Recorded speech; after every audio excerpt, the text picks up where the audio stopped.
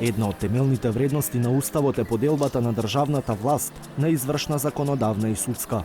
Иако во теорија законодавната власт, односно собранието, би требало да ја контролира извршната власт, односно владата, доскоро не беше така дури и за елементарни прашања.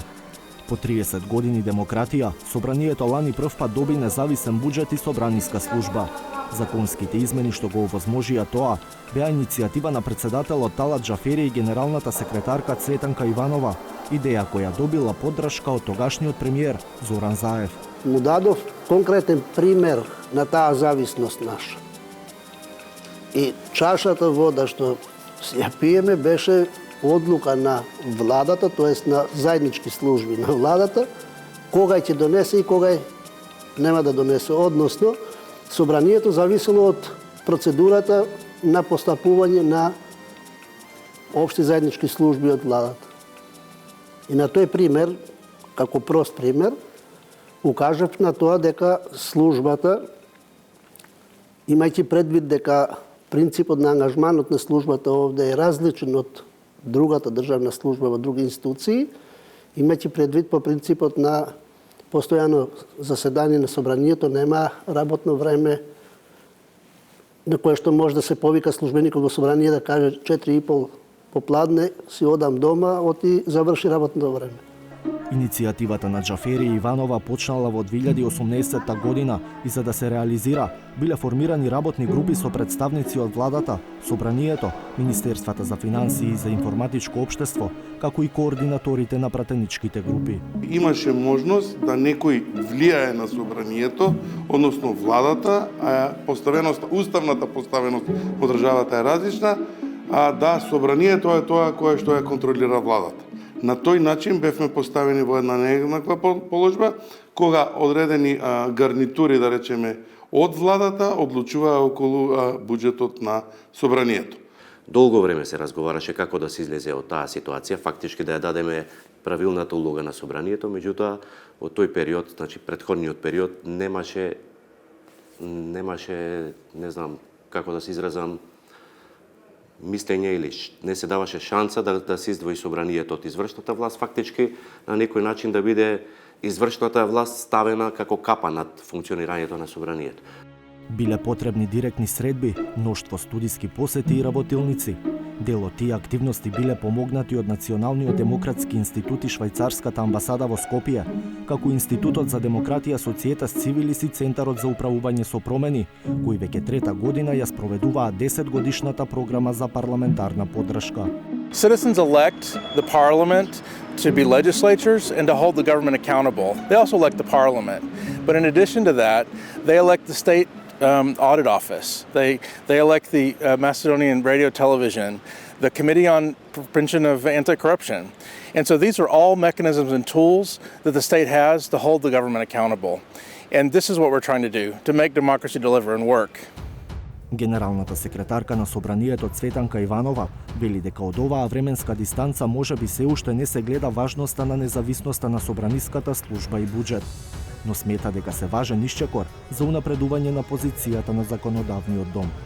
Целиот процес беше многу макотрпен. Требаше да се подготви целиот терен, да се добие позитивен сигнал од сите релевантни субјекти во тој процес, да дадат согласност сите и се што беше договорено од политичките чинители да се стави во правна норма. Благодарение на професионалноста и посветеноста на собраниските служби, изработени се овие законски измени согласно договорените насоки. А макотрпноста се заборава кога една работа добро ќе се заврши, бидејќи задоволството од постигнатото е големо. Измените на законот кои се однесуваат на собраниската служба стапија на сила на 1 јануари 2021 година. Законските измени за независен буџет пак почнаа да се применуваат од почетокот на август.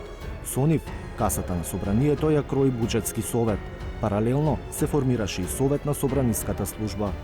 Овој совет е формиран согласно законските измени и ова е прв пат да се делегираат дел од надлежностите на генералниот секретар на службата, која доби можност да дава своји мислења и предлози за креирање на политиките за работата на службата во собранието. Токму овој совет на собраниска служба дава своје мислење за внатрешните акти за организација и систематизација, работењето на службата, нивното надградување и унапредување. Во согласност со новите акти за внатрешна организација и систематизација, Собраниската служба е организирана во еден кабинет, 15 сектори, 49 одделенија во рамките на секторите и кабинетот, една посебна организациона единица, парламентарен институт, две посебни организациони единици како одделенија, парламентарна буџетска канцеларија и одделение за внатрешна ревизија. Веќе службата според законот во однос на другите службеници за истоветно работно место има 20% плюс на платата во однос на колегите кои што работат во други институции на истоветно работно место по ранг, по позиција, по систематизација. И со тоа е направено можноста да се задржат службениците овде кои што секако специфична им е улогата, не е општа како во другите институции, токму поради специфичноста на работата и функционирањето на собранието. Порано собранието морало да чека и по една година на мислење од Министерствата за финансии и за информатичко општество, за вработување или ротација на службеник. Сега тој процес оди побрзо, но не е без контрола. Координаторот на ВМРО ДПМН Никола Мицевски вели дека опозицијата има механизми за да спречи евентуална злоупотреба. Можеме да реагираме, да имаме влијание.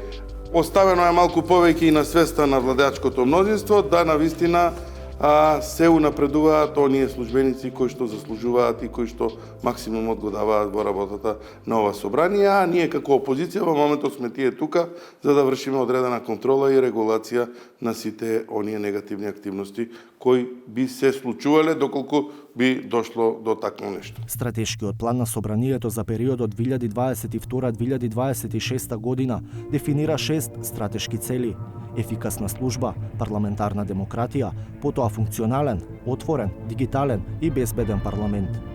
Областа на безбедноста го опфаќа делот за добивање на собраниско обезбедување, кое нема да биде под капата на МВР и изработка на безбедносните протоколи.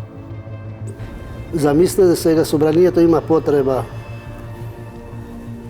да пречека, да дочека делегација од надвор или да упати пратеници од овде до аеродром, треба да се јави во служба за општи заеднички работи на владата, да побара возило и од таму да добиете одговор: извините, ама не може овде да исполним затоа што немаме слободни возила. Значи, недозволиво е собранието да биде тако зависно од службата општи заеднички работи. Додека ја зајакнува независноста од извршната власт, собранието ќе ја јакне отчетноста кон оние што ги гласаат пратениците, граѓаните. Една од алатките е нова, современа и функционална интернет страница, која би го зголемила надзорот над законодавната власт од јавноста и медиумите. Систематизацијата пак треба да донесе, иако секундарни, сепак важни работи. Проценката на влијанието на регулативата е еден домен кој што итекако треба да се развива сериозно. Проверката на закон моментално не постои деловиничка опрска. Законите кои што ги предлага собранието да проаѓаат низ тој процес на проценка на влијање на регулативата, што во суштина би значило колку има вистинска смисла од еден закон да биде донесен, кој е аирот од тој закон воопшто и какви се финансиските, општествени и социјални импликации од тој закон. Видовме ред низа закони наназад дека не проаѓаат низ таков разумен филтер или имаат некои паушални генерализации во оправдување на потребата за носење на одредени закони. Трошановски вели дека целта е да се направат што повеќе филтри кои ќе овозможат да не се провлекуваат неквалитетни закони кои служат за тесни интереси. Но во исто време треба да се ограничи и така наречениот филебастеринг, односно поднесување на илјадници амандмани, пракса која според Трошановски во моментов повеќе служи за блокирање на собранието отколку за подобрување на законите. Освен реформи во собранието, истражувањата на Институтот за демократија покажале дека граѓаните сакаат и реформа на изборниот модел. Комбинацијата од овие две реформи, изборен модел кој што ќе изнедрува пратеници со интегритет и пратеници кои што ќе си работат работата, кои што ќе одговараат ако не си сработат она што го ветиле пред граѓаните од една страна, и собрание кој што ќе може да ги обслужува тие пратеници низ развиени капацитети, технички, кадровски, што ќе може да им дава анализи кои што се потпрени на сериозни компаративни увиди во праксата законодавна кој што ќе ги анализира импликациите, ова ПВР за кој што зборав, од одредени законски решенија кои што ќе ги храни пратениците со информации и докази за нивните настапи, кои што ќе подобри делиберативната така наречена компонента во нивните настапи, кој што ќе се заснова на емпирија, а не на паушални партиски реторики, нели, кои што имаат цел само да добијат повеќе гласачи. Таквото собрание, потикнато од реформа во овие два домена, конечно можеме да кажеме дека ќе работи во интерес на граѓаните и верувам дека перцепцијата за истото ќе се подобрува. Дека собранието има уште многу пат пред себе, покажуваат токму извештаите на Societas Civilis. Во последниот се забележува дека во периодот јули-декември 2021 година се одржала само една седница за пратенички прашања. Тоа значи дека во втората половина на минатата година пратениците имале само една шанса директно да ги испрашаат министрите и премиерот. Во истиот период не се одржала ниту една надзорна расправа.